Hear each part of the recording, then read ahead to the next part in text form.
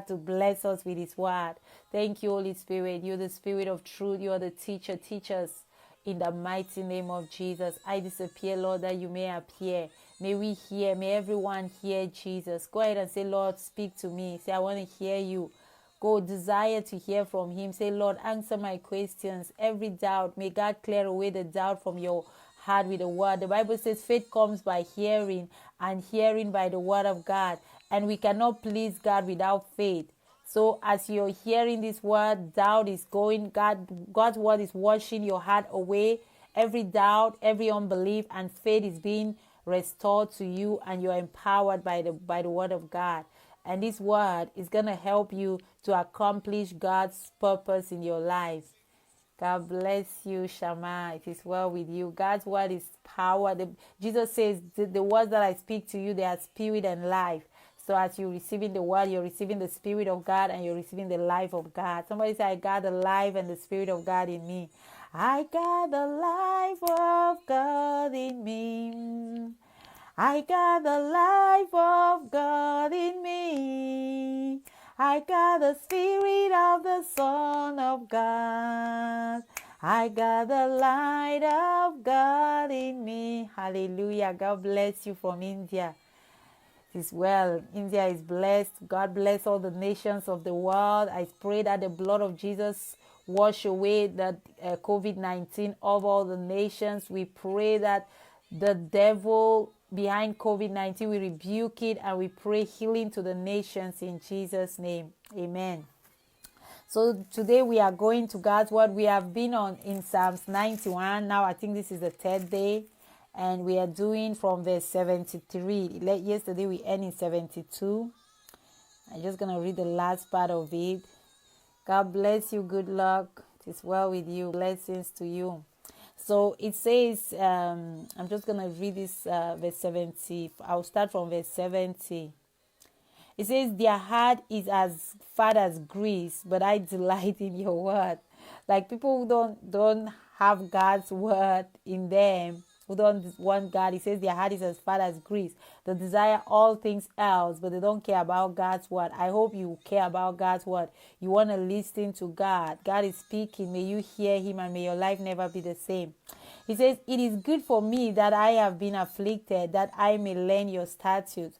Sometimes you go through stuff, but it's good. Suffering sometimes help you to draw closer to God. David said, it was good for me that I was afflicted, that I learned the word of God. He says, the law of your mouth is better to me than thousands of coins of gold and silver. So God's word is better than riches. If you have riches, you can lose your soul. But if you have God's word, you cannot lose your soul. Jesus says, what shall it profit a man if he gains the whole world and lose his soul? So verse 73, it says, your hands have made me and fashioned me. Give me understanding that I may learn your commandments. You got to desire to learn God's commandments, because God fashioned you. You cannot live your life without him. He knows what is best for you. So you got to say, Lord, teach me. Teach me to learn your word, to be like totally engraved in your word. I'm going to read from the New Living Translation. It says, you made me, you created me. Now give me the sense to follow your commands. Hallelujah. May God give you the sense to follow his commands. He says, may all who fear you find in me a cause for joy, for I have put my hope in your word. Wow, this is great. All who fear God, may they find a cause for joy. May your life bring joy to the people of God. May God's people, every time you go to church, every time you meet among the people, he says, may all who fear you find a cause of joy. Find in me the cause of joy, for I have put my hope in your word. Put your hope in your word. Everywhere you go, you're going to be bringing joy. Your life will bring joy. Hallelujah. Yes. God is good. He says, I know, oh Lord, that your regulations are fair. You discipline me because I needed it. Wow. Isn't that so awesome? A lot of people, when they are disciplined, they don't feel like they need discipline. But the psalmist said, You disciplined me because I needed it. Do you know when you need discipline, God knows exactly what discipline to give you. So if you're being disciplined, it's good for you because it's aligning you to the ways of God. Thank you, Jesus. Lord, help us to know that anytime we are disciplined is good for us, that we needed it for our alignment to your ways. May you be aligned. When you follow God's word, it says yes, yes, no, no. You don't have to be disciplined. But when you go astray, you need discipline to bring you in alignment. I'm reading Psalms 119, verse 76. It says, now let your unfailing love comfort me, just as you promised me, your servant. Surround me with your tender mercy, so I may live. For your instructions are my delight. May you come to that place that God's instructions are your delight. God's word is your delight. You delight to spend time with God. You delight to spend time in the presence of God. You delight to know Him more. That is a beautiful place to be. God's word is your delight. He says, surround me with your tender mercy, so I may live. For your instructions are my delight.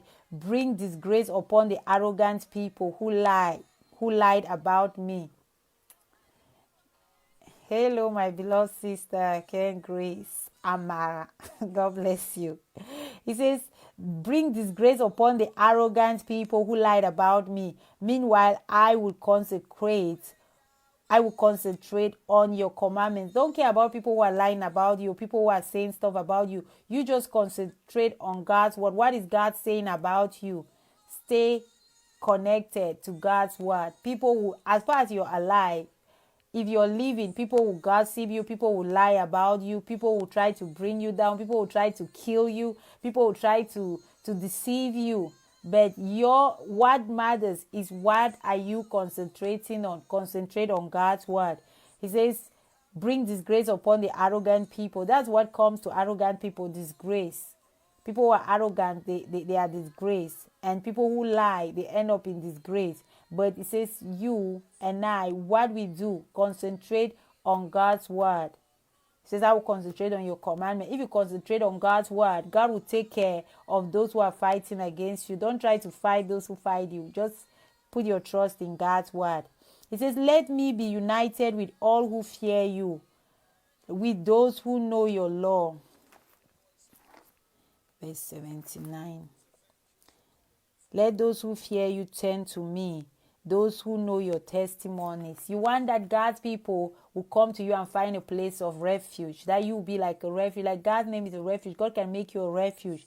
He says, let me be united with all who fear you, with those who know your name. We praying back for the fellowship of brethren together. We want our churches open. We pray that the churches be open so that we can be united with people who fear the Lord and with those who know God's law. It says, may I be blameless in keeping your decrees, then I will never be ashamed. Hallelujah.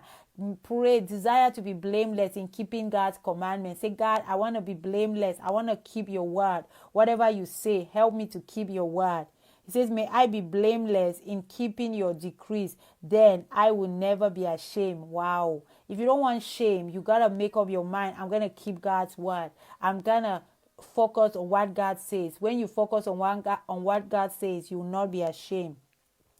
He says, I am worn out waiting for your rescue, but I have put my hope in your word. Doesn't matter what you're going through. Make up your mind. I will trust in God's word.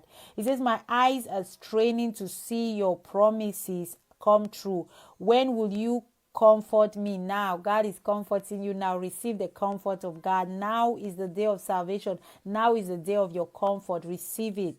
He says, I'm shivered like a wineskin in the smoke, but I have not forgotten to obey your decrees. Receive grace to obey God's word. Whatever God is telling you, receive grace to obey. He says, how long must I wait? When will you punish those who persecute me?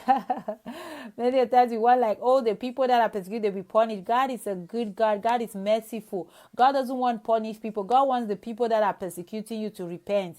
Like Saul, he was persecuting the Christian. God didn't kill him. God wanted him to repent. And finally, that's what happened. And now he became a child of God. Even the people that are persecuting you, pray for their salvation. Don't just want them dead. Pray that God will save them. He says, these arrogant people who hate your instructions have dug deep pits to trap me